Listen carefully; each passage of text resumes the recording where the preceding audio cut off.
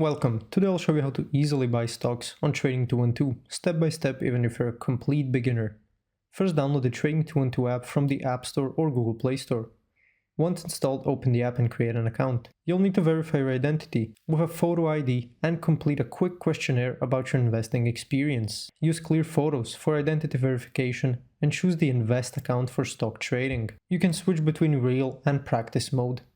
In the account section, if you're using the real mode, deposit money into your account. Select your preferred payment method, like bank transfer or card payment, and enter the amount you'd wish to transfer. Start small to minimize risk and double check all payment details. To buy, find a stock you'd like to trade. You can find it on your home screen or in the search bar. Tap on it and simply click on buy. Enter the amount of shares you'd like to buy and choose between market, limit, stop or stop limit orders.